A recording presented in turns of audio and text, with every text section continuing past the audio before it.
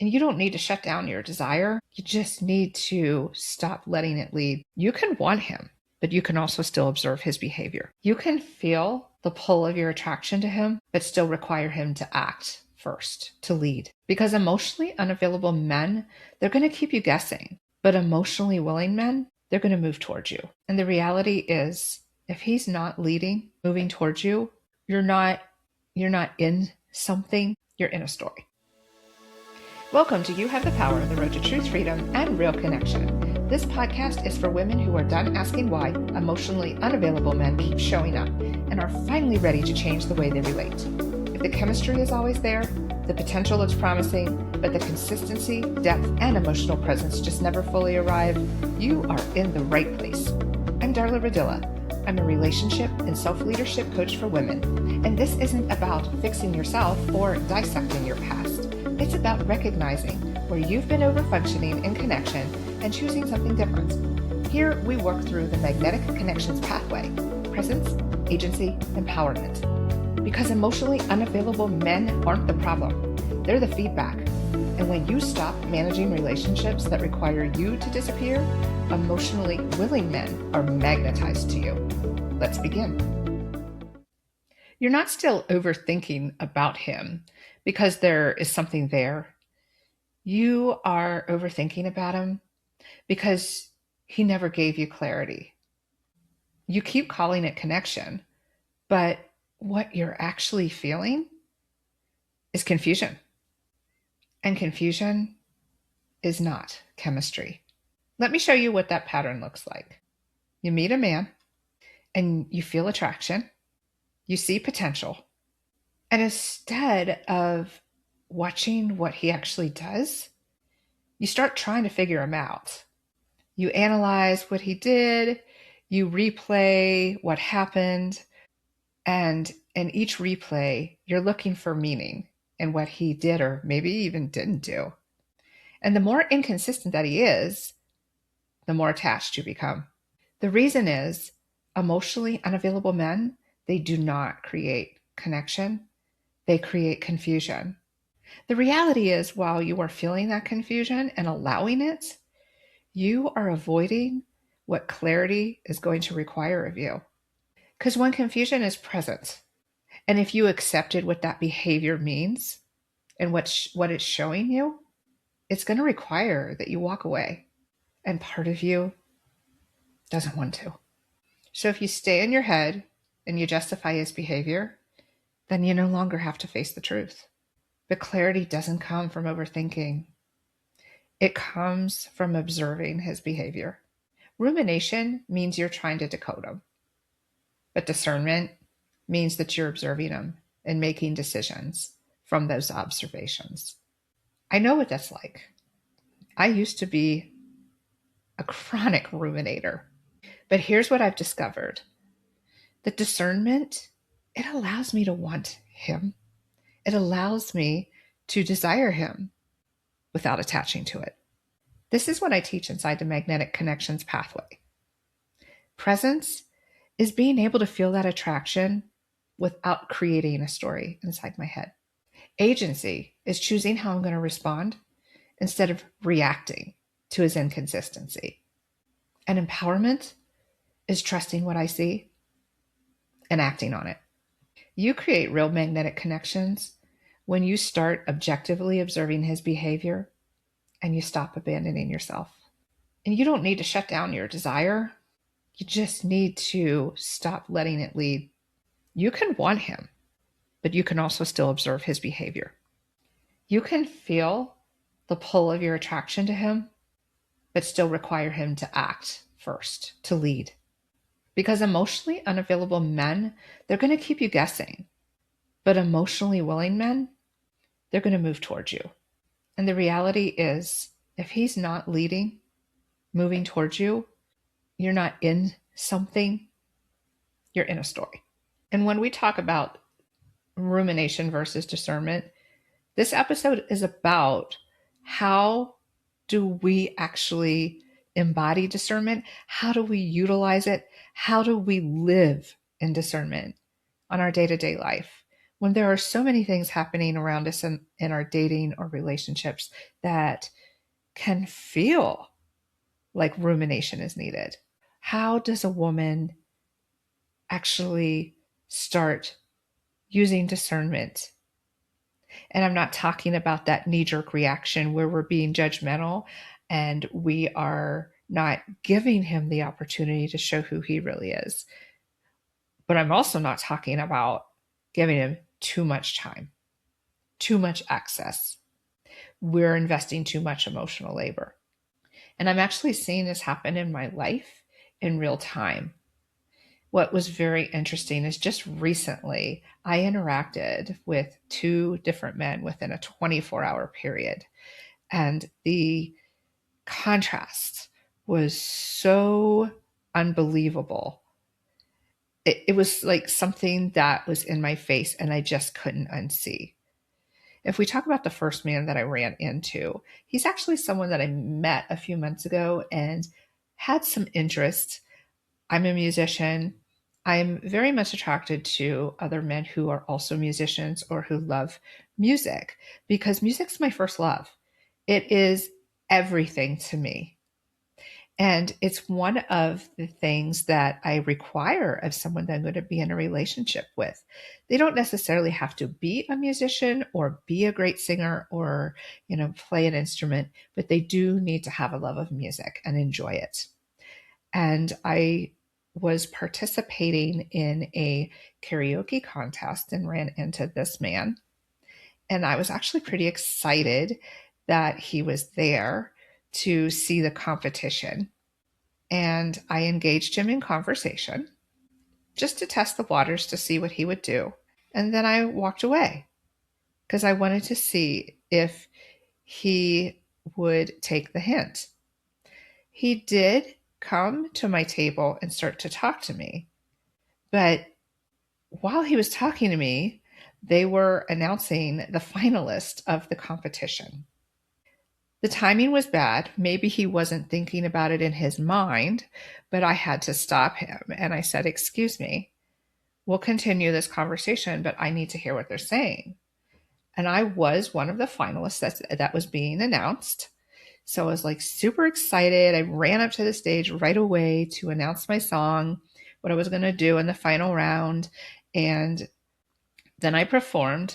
And when I came back from performing my song, he wasn't at the table anymore. He'd moved to the table next to me.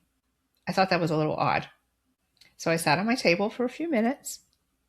And then eventually I did go over and say, "Hey, you were saying something to me. What was that?" Well, he didn't remember what he was trying to say, which is a normal thing. Sometimes we get interrupted, we lose our train of thought. And he did compliment me on my performance, but it felt performative and obligatory. I decided to walk away, and he never came back to my table. I may have been curious about him for a while, but within that short time period, I actually got all the information that I needed.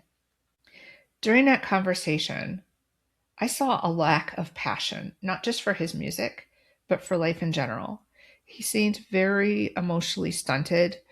I also observed during the night that he wasn't paying attention to the other performers. He was looking at his phone all night. As a musician, I get excited when I see other people perform. I'm not saying I never look at my phone sometimes, but I am engaged in what they are doing. I'm cheering them on, I'm complimenting them, I'm either tapping my foot to the music or dancing. There's some kind of interaction that's going on. Why anyone would come to a bar as a musician and then not pay attention to the performances and just be on their phone is a strange thing to me. In the past, would have analyzed this. Maybe he's having a bad night. Oh, maybe, he just needed to be quiet for a while. But I don't do that anymore. To me, that was information. I don't need to justify his behavior. I'm just going to observe it and make a decision. He isn't what I'm looking for. This is not the type of man that I want. Not only did he not lead in the conversation, he withdrew. I almost got the impression he wanted me to chase him, and I don't do that anymore. When I walked away from him the second time, I just simply decided I'm not interested anymore. So if you fast forward just 24 hours later, there was another man that I was talking to, and his energy was completely different. Also a musician, very energetic, very charismatic, very much into the music. He also got to see me perform. And his reaction was very different. Not only was he excited about what was happening and engaged, he was telling the other competitors and the other singers, I'm excited about hearing you sing. And the compliment that I also received didn't feel performative, it felt genuine. I saw a general passion, not just for music, but for life. I'm a very high energy person, and I need someone who's also that way. And I felt the pull.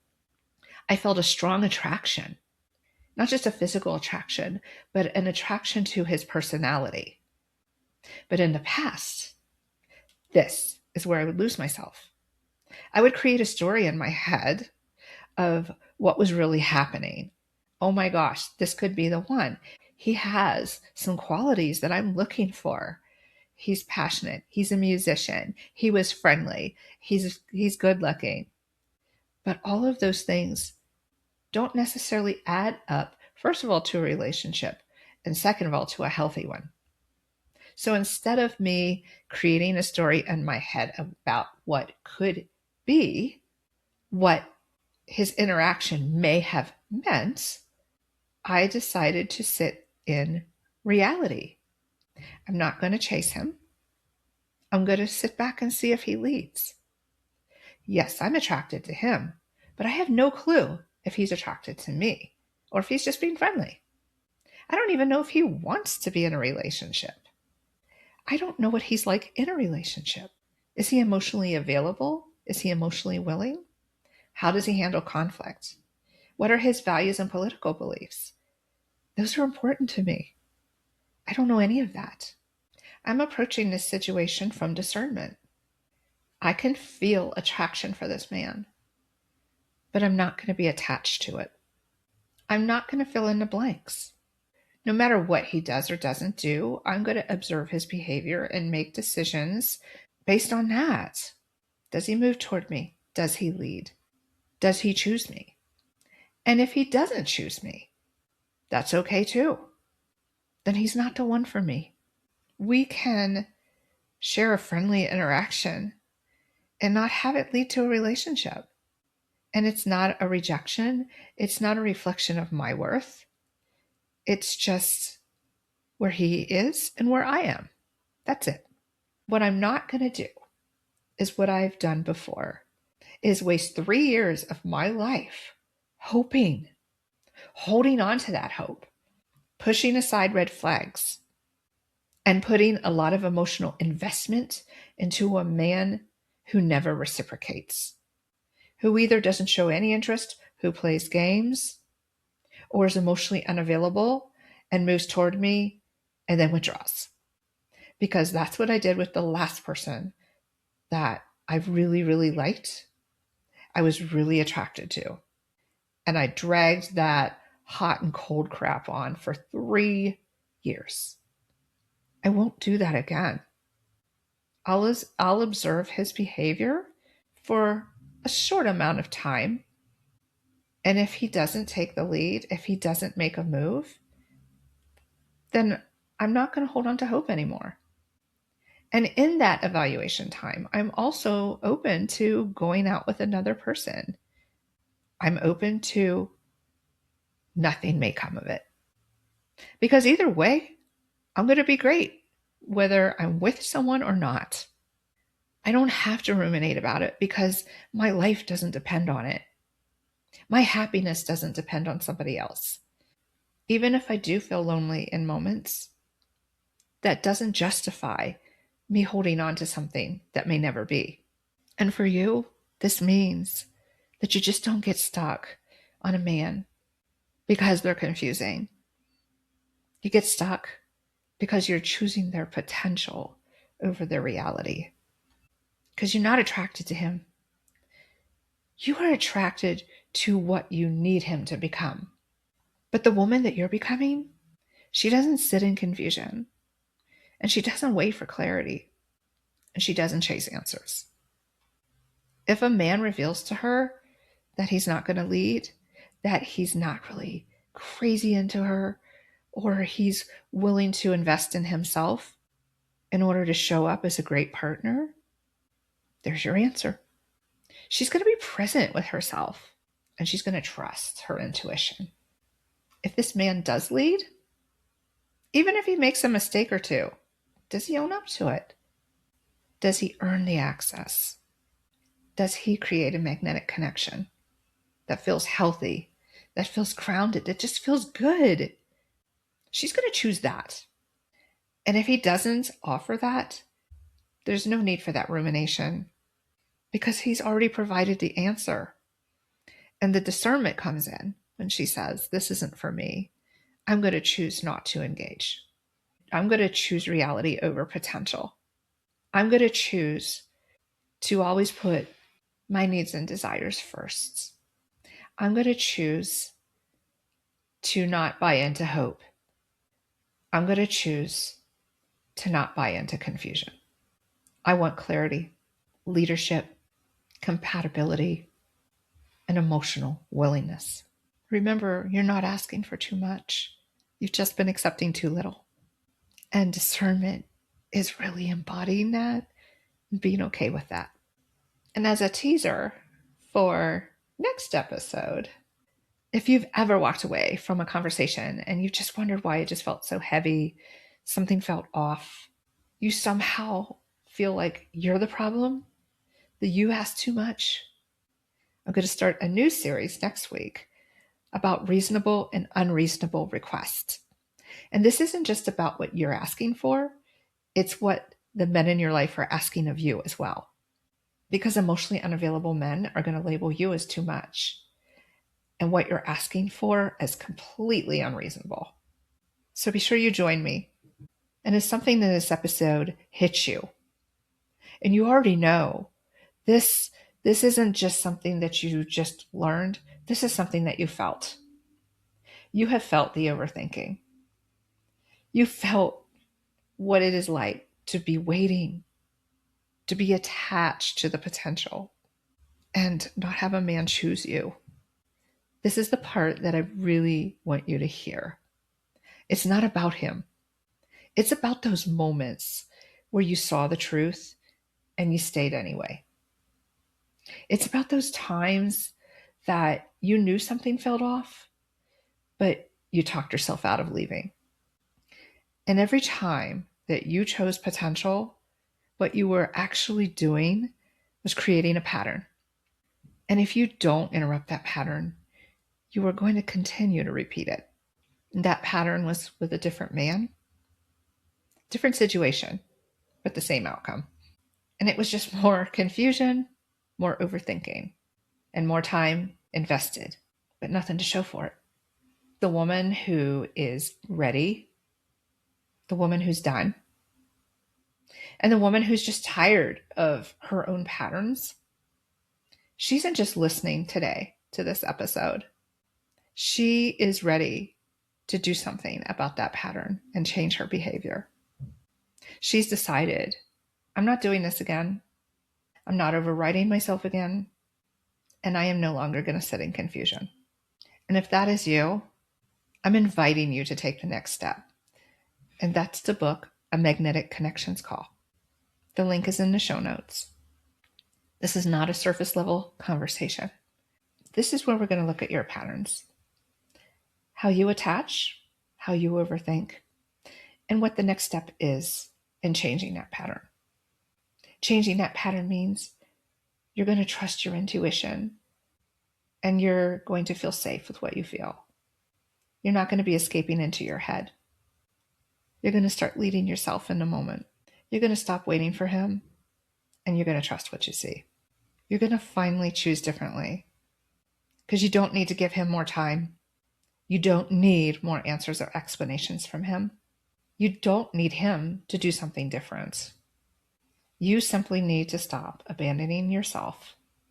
And once you do that, everything's going to change for you. You will change who you choose. You're going to change what you tolerate. And it's not because the men are different. It's because you are. Because the woman you're becoming, she doesn't wait for clarity. She moves toward it when she sees it. Because you have the power. And now it's time to start choosing like it. Thank you for listening to You Have the Power, the road to truth, freedom, and real connection. If something landed while you were listening, pay attention to that. Emotionally unavailable men aren't a mystery to solve. They're information. They show you exactly where you've been waiting, minimizing, or tolerating what doesn't actually work for you. This podcast isn't here to teach you how to manage that dynamic better. It's here to help you stop participating in it. When you lead from presence, hold clear standards, and stay anchored in yourself, the pattern changes. Not because men suddenly become different, but because you do. If this episode moves something in you, like it, share it, and subscribe so you stay connected to what's next. You're not asking for too much. You're just done betraying yourself. And that's when emotionally willing men are magnetized to you.